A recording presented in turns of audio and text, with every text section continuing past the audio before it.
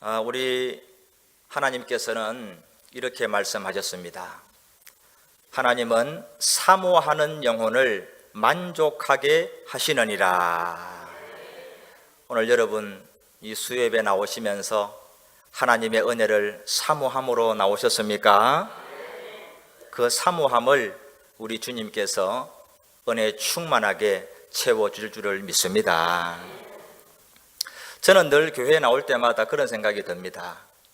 오늘 내가 이 예배의 자리, 기도의 자리, 이 자리에 나와 있는 것이 가장 큰 은혜다, 그렇게 믿습니다. 오늘 세상에 여러 곳에 있지 아니하고 이 시간에 하나님 앞에 나와서 말씀 듣고 찬양하고 기도하는 것, 이것이 얼마나 큰 축복입니까? 저는 이렇게 우리 구역을 신방을 다니다 보면은 이런 경우를 많이 봅니다. 정말 하나님 앞에 나가서 예배하고 싶은데, 말씀 듣고 싶은데, 정말 이 예배실에서 한번 기도하고 싶은데 몸이 아파서 나오지 못하는 분들이 굉장히 많습니다, 여러분. 그분들은 이렇게 신방하면 다른 소원이 없어요. 하나님 앞에 나가서 예배드리기를 사모하는 거예요. 여러분, 그런데 우리가 오늘 이 자리에 나와서 이렇게 예배하는 것 얼마나 큰 축복입니까? 너무 감사한 거죠. 그래서 여러분, 우리가 건강이 있고 우리가 힘을 써서 할 수만 있으면 예배의 자리, 기도의 자리, 섬김의 자리 여러분 감당할 수 있기를 소망합니다. 많이 배운 사람이나 적게 배운 사람이나 부유한 사람이나 가난한 사람이나 인생은 어느 누구도 고난을 피해갈 수는 없습니다. 여러분, 누구에게나 때로는 기쁘고 평탄한 길도 있지만은 인생을 가다 보면은 때로는 험난한 가시밭길이 있고 고난의 길이 우리에게 닥쳐오는 겁니다. 여러분, 지나온 길을 한번 돌아보십시오. 우리 인생을 한번 돌아보면은 고난 없이 오늘 이 자리에 있는 사람이 누가 있겠습니까? 오늘 여기까지 우리를 인도하신 분은 하나님인 줄 믿습니다. 그래서 우리 하나님의 별명이 많이 있는데 에벤에셀의 하나님이다, 그런 별명이 있잖아요. 도움의 돌이다, 그런 뜻인데 지금 여기까지 나를 도와주신 하나님, 그 하나님을 에벤에셀의 하나님이라고 우리가 부르는 것이죠. 오늘 우리가 이 본문을 바라보면은 형에서의 장자권을 팥죽으로 산 그 야곱, 그래서 아버지를 속이고 그 축복을 받은 야곱, 그의 인생이 쭉 나오고 있습니다. 자, 형 에서를 속이고 아버지를 속여서 축복을 받고 어떻게 되었습니까? 에서가 분노하게 되죠. 그래서 형 에서의 복수가 두려워서 저 바단 아람에 있는 외삼촌 라반의 집으로 도망을 가지 않습니까? 거기서 무려 20년 동안이나 타향살이를 하고 머슴살이를 했습니다. 그러면서 20년 만에 어떻게 되었습니까? 4명의 아내를 얻게 되었고요, 11명의 아들을 얻게 되었어요. 그리고 수많은 가축과 그 떼를 얻게 되는 큰 부자가 되었습니다. 그래서 야곱은 이제 20년 동안이나 내가 형님을 떠나서 부모를 떠나 살았는데 이제는 돌아가도 되지 않겠나, 20년 지났으니까 우리 형님의 노가 좀 사그라지지 않았겠나, 그러면서 이제는 성공도 했으니까 아내들과 아들들과 수많은 가축을 끌고 금이 한양을 하게 되는 것이죠. 자, 그런데 이제 고향으로 돌아가고 있는데 한 소식을 듣게 되지 않습니까? 어떤 소식입니까? 형 에서가 동생 야곱이 온다는 소식을 듣고 400명의 군사를 거느리고 맞이하려고 쫓아온다. 여러분이 맞으려고 오는 것은 기쁨의 환영이 아니죠. 이제 때가 왔구나, 이제 너 잘 만났다, 그러면서 복수하려고 400명의 군사를 거느리고 오고 있다는 것입니다. 여러분, 야곱은 일생일대의 고난에 직면을 했습니다. 그런데 한번 돌아보면은 사실 야곱은 이전에도 많은 고난이 있었어요. 한번 돌아보면 어떻습니까? 20년 전에 형 에서를 속이고 이제 아버지의 축복을 가로채고 나서 탈로가 났으니까 그날 도망을 하게 되지 않습니까? 어머니께서 너 외삼촌 집에 가 있어라. 그래서 그냥 갑자기 그냥 보찜 하나 울러매고 정처 없이 길을 떠나가지고 그 베델에서 캄캄한 밤이 되었을 때 돌베개를 베고 잠을 잤습니다. 얼마나 처량합니까? 얼마나 무섭고 두려웠겠습니까? 그런 고난이 있었어요. 뿐만 아니라 이제 며칠 전의 일이죠. 20년 동안 이제 외삼촌에게 성실하게 봉사를 했지 않습니까? 그래서 많은 짐승도 없고 이제 아내도 없고 자식들을 낳고 그랬는데 이 외삼촌이 쉬게 하는 거죠. 야, 이 조카가 내 모든 짐승을 다 훔쳐갔구나 이렇게 생각을 하는 겁니다. 그리고 보니까 외삼촌의 안색이 전과 같지 않은 거예요. 그래서 어떡합니까? 이 아내와 아들들과 짐승을 끌고 야반 도주를 하게 되는 거죠. 그런데 외삼촌이 사흘 만에 그 소식을 듣고는 어떻게 해요? 군사를 끌고 쫓아오는 거예요. 이 사위를 죽이려고. 그래서 그 사위를 죽이려고 오는데 하나님이 그 전날 밤에 꿈으로 라반을 말렸지 않습니까? 그렇지 않았다면 야곱은 죽고 말았을 겁니다. 그래서 하나님께서 그 폭행을 막아주셔가지고 서로 증거의 돌무더기를 쌓지요. 그래서 라반은 그곳을 무엇이라고 합니까? 여갈사하두다 그렇게 이름을 붙였고, 야곱은 무엇이라고 했습니까? 갈르엣이라 그랬습니다. 지난번에 창세기 공부한 거 기억나시죠? 예상 문제에 있는 문제였습니다, 이게. 자, 이제 그런데 오늘 이 고난을 만난 거예요. 이전에 두 번에 지나갔던 그런 고난과는 비교할 수 없는 엄청난 지금 고난에 직면을 한 것입니다. 이 장자권을 빼앗긴 에서가 20년 동안 복수를 벼르고 있다가 이제 동생이 돌아온다는 그 소식을 듣고는 이제야 내가 복수를 하게 되었구나 그러면서 훈련시킨 400명의 군사를 거느리고 달려오고 있다는 것이죠. 이 400명의 군사가 이제 야곱을 만나면은 야곱이든 뭐 그 자식이든 짐승이든 살려두지 않고 다 진멸을 해버릴 것입니다. 여러분, 우리가 여기에서 한 가지 먼저 기억할 게 있는데 그게 뭐냐 하면 하나님의 통치 원리가 있습니다. 하나님의 통치 원리 가운데서 하나가 뭐냐 하면은 심은 대로 거두게 하시고 행한 대로 갚으시는 하나님이라는 겁니다. 여러분, 우리가 이것을 아주 엄중한 말씀으로 받아야 됩니다. 하나님은 심은 대로 거두게 하시고 행한 대로 갚아주시는 분이라는 거예요. 오늘 이 고난은 어떻게 보면 야곱이 스스로 자초한 고난이에요.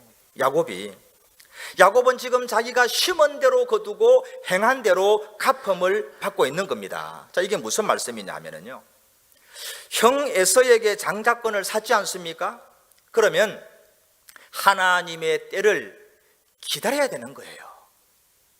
자기가 장자의 축복을 받게 되었으면 이제 하나님의 때를 인내하고 기다려야 되는데 야곱은 어떻게 했습니까? 자기가 아버지를 속이고 형을 속이면서 그 축복을 가로챘다는 거예요. 여러분, 하나님께서는요 이미 야곱을 향한 뜻을 가지고 계셨습니다. 그리고 리브가가 에서와 야곱을 복중에 잉태했을 때 하나님께서 그 뜻을 리브가에게 분명히 알려주셨어요. 자, 창세기 25장 23절에 보면은 하나님께서 리브가에게 이런 말씀을 하십니다. 여호와께서 그에게 이르시되 두 국민이 내 태중에 있구나. 두 민족이 내 복중에서부터 나누이리라. 이 족속이 저 족속보다 강하겠고 큰 자가 어린 자를 섬기리라 하셨더라. 아멘. 이 두 쌍둥이를 임신을 했을 때 리브가가 하나님께 기도하면서 물어봤거든요. 그때 하나님께서 벌써 태중에 있을 때 큰 자가 어린 자를 섬길 것이다. 내가 그 동생 야곱을 크게 들었을 것이다. 이미 약속을 하셨다는 거예요. 그런데도 불구하고 이 어머니 리브가와 야곱이 작당을 해서 아버지 이삭에게 앞이 보이지 않는 아버지를 속이고 거짓말을 해서 축복을 가로챈 것이죠. 그래서 에서에게 원한을 사게 되었다는 것입니다. 여러분, 자업자득이고 심은 대로 거두게 되는 거예요.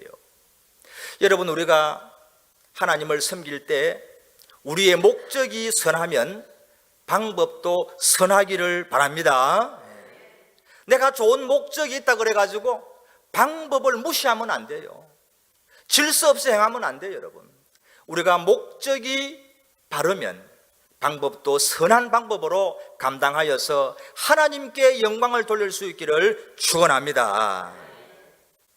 이런 경우가 성경에 보면 종종 나오는데 아브라함에도 이런 이야기가 있어요. 아브라함이 85세가 되었습니다. 75세 때 하나님께 부름을 받았잖아요. 아들을 약속받고 큰 기업을 약속을 받았어요. 그런데 85세가 되었으니까 10년이 지났지 않습니까? 근데 10년이 지나도 아들을 얻을 기미가 보이지를 않는 거죠. 아니, 하나님은 분명히 나를 통해서 하늘의 별과 같이 바다의 모래와 같이 수많은 자녀를 주시겠다고 했는데 1년, 2년, 5년, 7년, 10년이 지났는데도 아들이 안 태어나는 거예요. 그래서 아브라함이 어떤 생각을 하느냐 하면은요, 내가 하나님을 도와줘야 되겠다, 그 생각을 하는 거예요. 이 사라에게는 도대체 이제 경수가 끊어진 지 오래되었으니까 사라에게는 희망이 없다. 나를 통해서 하나님이 자녀를 주시겠다고 하면 내가 첩을 하나 들여가지고 아들을 낳으면 그게 하나님이 말씀하신 기업의 출발이 되지 않겠나. 그러면서 하갈을 첩으로 맞아서 아들을 낳았지 않습니까? 그 아들이 누구예요? 이스마엘이죠. 그런데 그것이 하나님의 뜻이었습니까? 아니었습니다. 하나님의 뜻이 아니었어요.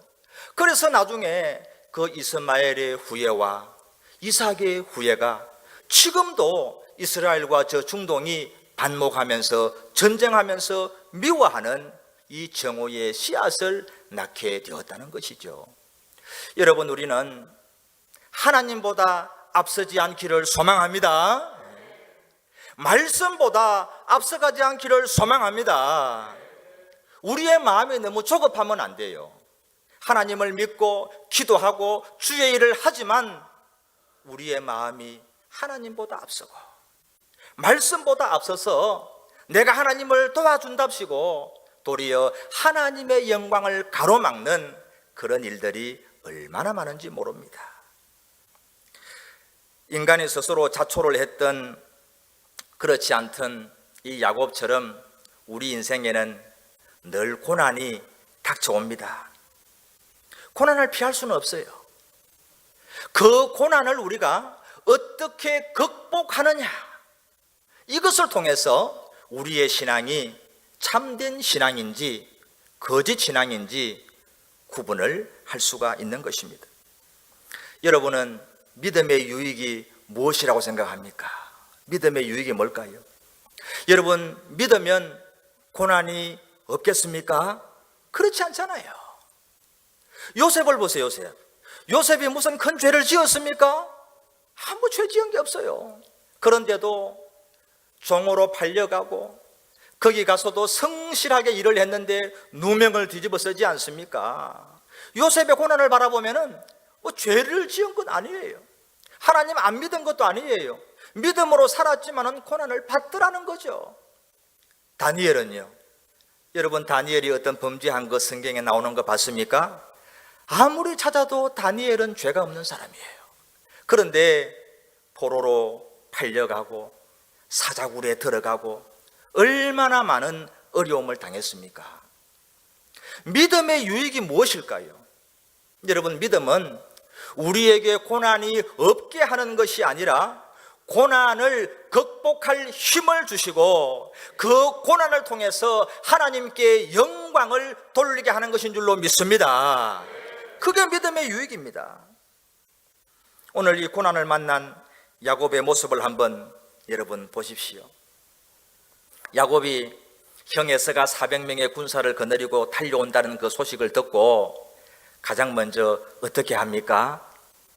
인간의 지혜와 방법을 의지하는 거죠. 자, 형님 에서의 감정을 풀기 위해서 예물을 준비하는 거예요.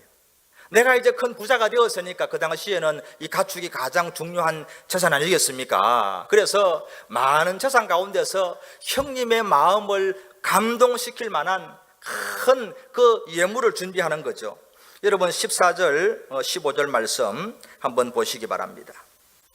이렇게 나오죠. 그 쭉 가축의 선물이 나열되고 있습니다. 14절에 보니까 암염소가 200이요, 순염소가 20이요, 암양이 200이요, 순양이 20이요, 젖나는 낙타 30과 그 새끼요, 암소가 40이요, 황소가 10이요, 암나귀가 20이요, 그 새끼 나귀가 10이라. 여러분, 우리가 뭐 이 낙타가 얼마인지 뭐 나귀가 얼마인지 잘 모르지만은 좀 잘 아는 부분이 나옵니다. 황소가 나오잖아요. 황소. 저는 시골에서 자랐고 지금도 우리 동네 가면은 소 먹이는 사람이 굉장히 많이 있습니다. 황소가 10마리다 그랬잖아요. 황소가 지금 얼마냐 하면은 700만 원에서 800만 원 합니다. 그리고 그게 10마리면은 7천에서 8천마리예요. 8천만 원이에요. 그리고 암소가 몇 마리예요? 40마리. 이것만 해도 이게 지금 몇 억이 되는 거예요. 그러니까 엄청난 재물을 준비한 거죠. 자, 왜 이걸 준비했습니까? 자, 20절 말씀 우리 같이 한번 읽어보겠습니다. 20절 시작. 또 너희는 말하기를 주의 종 야곱이 우리 뒤에 있다 하라 하니 이는 야곱이 말하기를 내가 내 앞에 보내는 예물로 형의 감정을 푼 후에 대면하면 형이 혹시 나를 받아주리라 함이 어떠라. 아멘.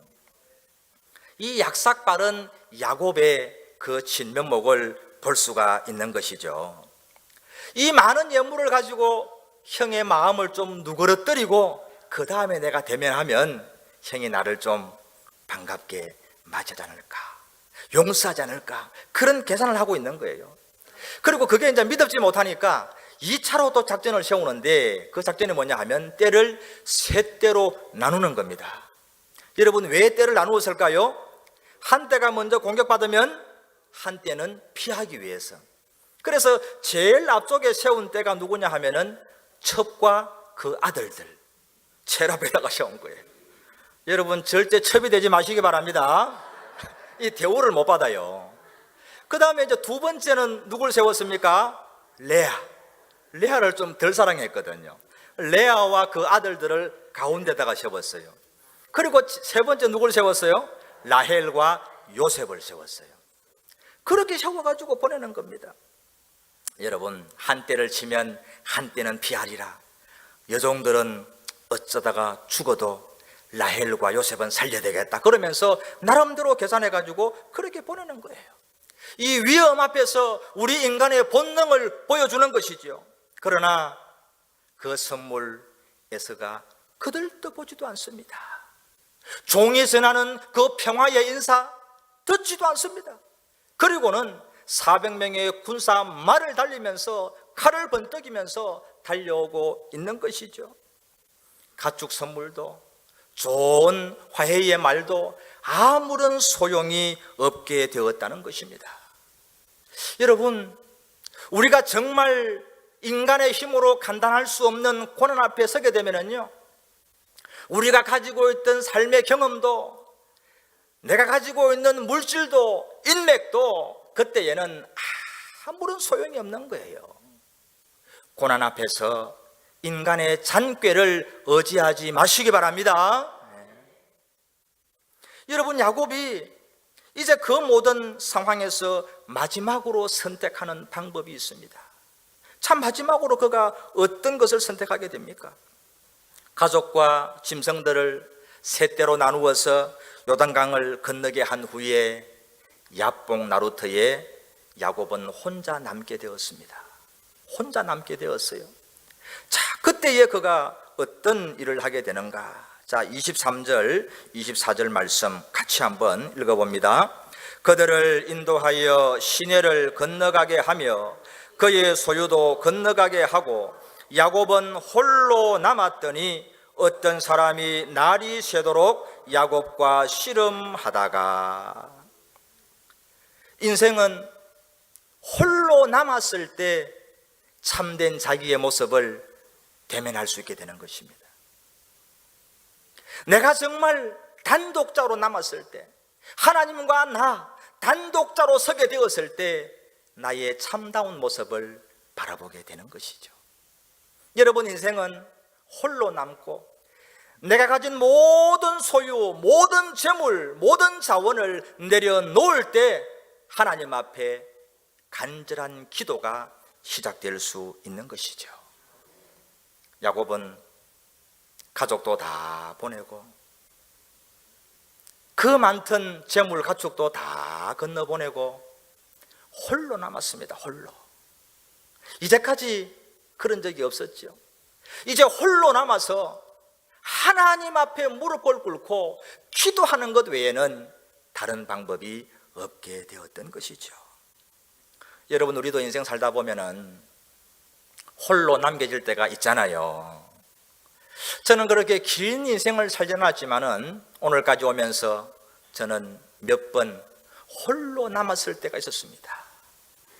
정말 그때는요, 내 주위에 사람이 없어서 홀로 있는 것이 아니라 많은 사람이 있고 많은 가족도 있었지만은 정말 하나님 앞에 나 홀로 남겨진 그런 순간이 있었다는 것이죠.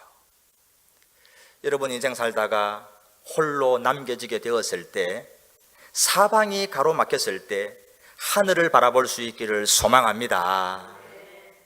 우리가 홀로 남았을 때는 하늘을 향해서 부르짖어야 되는 때라는 것이죠. 이스라엘 백성들이 출애굽을 해서 이제 가나안 땅에서 막 달려가고 있는데 갑자기 홍해를 만났지 않습니까? 앞에는 홍해고 옆에는 광야고 뒤에는 애굽의 군대와 병거가 칼을 들고 달려오는 겁니다. 사방이 가로막혀 있잖아요. 갈 데가 없잖아요. 그때 모세가 어떻게 합니까? 모세가 지팡이를 하늘을 향해서 들었습니다. 하늘을 향해서. 하늘을 향해서 들었다는 것은 하나님을 의지하는 것이고 하나님을 소망하는 것이고 하나님께 기도하는 것인 줄로 믿습니다. 하늘을 향해서 우리가 손을 들어야 되는 것입니다. 여러분 보십시오. 야곱이 들었던 이 모세가 들었던 그 지팡이가 대단한 지팡이가 아니지 않습니까? 40년 동안 미디안 광야에서 양을 치던 그 볼품없는 마른 막대기였거든요. 그러나 그 지팡이를 하나님이 도와주시고 하나님이 함께 하시니까 그 지팡이를 통해서 홍해가 갈라지는 줄을 믿습니다. 오늘 우리도 마찬가지인 것 같습니다. 저나 여러분이나 대단한 사람은 아니지 않습니까? 우리가 도대체 무엇을 가졌습니까? 우리 힘으로 할 수 있는 것은 너무나 적습니다. 그러나 우리가 하나님을 향해서 손을 들고 기도할 때 하나님이 우리를 붙잡아 주시고 우리와 함께 하시면은 마른 막대기 같은 우리를 통해서 하나님은 역사하는 줄을 믿습니다. 그것이 바로 기도의 능력이라고 하는 것이죠. 여러분, 하나님께서 그 모세에게 그렇게 얘기를 합니다. 너희는 두려워하지 말고 가만히 서서 여호와께서 오늘 너희를 위하여 행하시는 구원을 보라. 너희가 오늘 본 애굽 사람을 영원히 다시 보지 아니하리라. 아멘. 영원히 그 군대를 다시 보지 않을 것이다. 그러면서 말씀합니다. 여호와께서 너희를 위하여 싸우시리니 너희는 가만히 있을지니라. 아멘. 여러분, 우리가 주어진 일을 열심히 해야 될 때가 있고 하나님을 향해서 기도하고 하나님을 바라보면서 가만히 있어야 될 때가 있습니다. 세상의 모든 것 다 잃는다고 할지라도 여러분 기도의 지팡이를 놓치지 않기를 주님의 이름으로 축원합니다. 이 고난이 힘든 것이죠. 그러나 이 고난을 우리가 믿음으로 잘 극복하면은 축복의 새 길이 열리는 줄 믿으시기 바랍니다. 그게 고난의 축복이요, 고난의 신비입니다.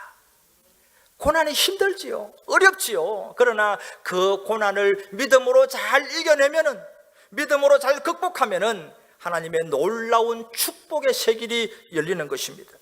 중요한 것은 우리가 그 고난 가운데서 얼마나 간절하게 기도하느냐, 얼마나 끈기를 가지고 인내하면서 기도하느냐, 그게 중요한 거예요. 오늘 야곱이 기도하는데 참 중요한 모습이 나옵니다. 여러분, 야곱은 어떻게 기도했을까요? 26절 말씀 우리 같이 한번 읽어볼까요? 26절, 그가 이르되 날이 세려하니 나로 가게 하라. 야곱이 이르되 당신이 내게 축복하지 아니하면 가게 하지 아니하겠나이다. 아멘. 이 하나님과 지금 기도의 씨름을 하고 있는데 하나님께서 이제 기도 그만해라, 이제 그만해라, 그렇게 말씀하는 거예요. 그런데 야곱이 어떻게 얘기를 합니까? 놓질 않는 거죠. 너무나 절박한 겁니다. 너무나 간절한 겁니다. 끈기를 가지고 기도하는 거예요. 당신이 내게 축복하지 아니하면 가게 하지 아니하겠나이다. 하나님, 나를 축복해 주옵소서, 축복해 주옵소서. 하나님의 복을 받기 전에는 절대 제가 기도 포기하지 않겠습니다. 절박한 마음으로 간절하게 기도하는 거예요. 지금 우리가 여기에서 한 가지 알 수 있는 게 뭐냐 하면은요, 야곱의 축복관이 변했어요. 이전에는 무엇을 원했습니까? 많은 아내를 원했습니다. 많은 아들을 원했습니다. 많은 재물을 원했습니다. 성공을 원했습니다. 그거 다 지금 가지고 있잖아요. 그런데 지금 야곱은 그런 것들을 구하는 게 아니에요. 내 아내가 아니라, 아들이 아니라, 물질이 아니라, 가축이 아니라 하나님이 주시는 축복을 받기를 원합니다. 하나님 복을 주시옵소서. 여러분, 하나님이 주시는 참된 복을 받기를 원한다는 겁니다. 여러분, 오늘 밤에 내가 원하는 내 소욕의 축복이 아니라 정말 하나님이 부어주시는 참된 은혜와 축복을 사모하시기를 소망합니다. 여러분, 성도가 하나님을 이길 수 있는 방법이 단 한 가지가 있잖아요. 그게 뭐예요? 기도예요, 기도. 오늘 야곱이 그것을 보여주는 거죠. 기도죠. 28절에 보니까 하나님께서 드디어 그 간절함과 그 끈기의 기도에 항복하는 겁니다. 자, 28절 말씀 같이 읽어봅니다. 그가 이르되 내 이름을 다시는 야곱이라 부를 것이 아니요 이스라엘이라 부를 것이니 이는 내가 하나님과 및 사람들과 겨루어 이겼음이니라. 아멘. 그래서 새 이름을 주시잖아요. 야곱이 아니라 이스라엘. 발 뒤꿈치를 잡는 자, 속이는 자, 약삭 바른 자, 이 이름이 야곱이었는데 이제는 그런 이름이 아니다. 과거에 너의 삶을 다 버리고 변화되어서 기도로 하나님을 이긴 이스라엘이 되어라. 이름을 바꿔주시는 거예요. 여러분, 하나님께서 응답하시면은 우리의 모든 삶이 변하는 줄로 믿습니다. 직전까지만 해도 그 복수의 마음을 가지고, 정오의 마음을 가지고 400명의 군사와 달려오던 그 에서가 하나님이 그 순간 마음을 녹여주시니까 야곱의 그 모습을 바라보면서 에서가 어떻게 하느냐. 여러분, 33장 4절에 보니까 이런 말씀이 나와요. 에서가 달려와서 그를 맞이하여 안고 목을 어긋 맞추어 그와 입 맞추고 서로 우니라. 할렐루야. 여러분, 하나님은 우리 모든 사람의 마음을 감동시키신 줄로 믿습니다. 하나님이 개입하시면, 하나님이 역사하시면 모든 것이 이루어지는 것이죠. 여러분, 불신앙은요, 이 고난의 파도 앞에서 다 파선합니다. 그게 불신앙입니다. 그러나 참된 신앙은 고난 가운데서 하나님의 얼굴을 배웁게 되는 줄로 믿습니다. 오늘 야곱이 이제 기도 후에 아침에 해가 쫙 뜨는데 그곳에 이름을 야뽕 나루트라 하지 않고 이름을 자기가 새로 지었습니다. 무엇이라고 불렀습니까? 버니엘이다. 버니엘이다. 그렇게 불렀어요. 자, 30절 말씀 우리 같이 한번 읽어봅니다. 30절. 그러므로 야곱이 그곳 이름을 버니엘이라 하였으니 그가 이르기를 내가 하나님과 대면하여 보았으나 내 생명이 보존되었다 함이더라. 아멘. 여러분, 우리의 삶에서도 고난의 현장을 버니엘로 바꿀 수 있기를 축원합니다. 고난 앞에서 절망하지 말고, 고난 앞에서 파선하지 말고, 그 고난 가운데서 간절하게 기도하고 하나님의 얼굴을 바라보는 버니엘의 역사가 나타날 수 있기를 축원합니다. 여러분, 하나님 우리에게 주신 귀한 말씀이 있습니다. 시편 50편 15절에 보니까 환난 날에 나를 부르라 내가 너를 건지리니 내가 나를 영화롭게 하리라. 아멘. 여러분, 고난 속에서 넘어지는 자가 아니라 고난 속에서 건짐받고 그 고난을 통해서 하나님을 영화롭게 하는 믿음의 성도가 될 수 있기를 축원합니다. 여러분, 하나님은 지금도 우리 곁에 계시는 줄로 믿습니다. 여러분, 이 믿음 우리가 놓치지 않기를 바랍니다. 우리가 지금 평안할 때만이 아니라 내가 아프고 자식이 어려움을 당하고 내 사업이 무너지는 그 고난의 순간에도 하나님은 여전히 내 곁에 있음을 믿으시기 바랍니다. 아프리카의 한 부족에 성인식의 전통이 있다고 합니다. 13살이 되면은 이제 아버지를 따라다니던 그 남자아이가 성인이 되기 때문에 성인식을 치르는데, 성인식을 근사하게 치르고 그날 밤에 미션이 하나 주어진다 그래요. 어떤 미션이냐? 정글로 들어가서 하룻밤을 혼자서 지내야 되는 거예요. 깊은 정글로 들어가서. 여러분, 그 아프리카의 정글이 얼마나 위험합니까? 거기는 뭐 사자도 있고 맹수도 있고 뱀도 있고 온갖 그 사나운 것들이 많잖아요. 그 속에 들어가서 밤중에 자기 혼자 밤을 새야 되니까 이거 보통 어려운 게 아니잖아요. 그래서 그 소년이 들어가서 벌벌벌벌 떨면서 빨리 이 밤이 지나고 아침이 되기를, 해가 뜨기를 그렇게 기도하면서 두려움 속에 떨고 있는 거예요. 그 숯불 속에서. 그 소년이 밤새도록 가슴을 졸이면서 벌벌벌 떨면서 아침을 기다렸는데 마침내 먼독이 들어오는 거예요. 숲 사이로 빛이 들어오는 거죠. 그래서 이 소년이 이제는 나가려고 숲불을 딱 열었는데 깜짝 놀란 거예요. 왜 놀랐는가 하니까 숲불을 딱 열고 보니까 한 사람이 활을 겨누어 가지고 화살을 시위에 당겨 가지고 자기 쪽으로 딱 겨누고 있는 거예요. 여러분, 그 사람이 누굴까요? 아버지였어요. 아버지. 아버지는 이 아들을 정글에 보내놓고 자기가 지키고 있다는 것을 알려주면 안 되잖아요. 담력을 키워야 되니까 아들을 보내놓고 혹시라도 짐승이 달려들까, 혹시라도 맹수가 삼킬까, 그 숯불 앞에서 활을 밤새도록 시위를 당기면서 아버지가 밤을 샜다는 거죠. 여러분, 우리를 지키시는 하나님은 졸지도 아니하시고 주무시지도 아니하는 줄을 믿습니다.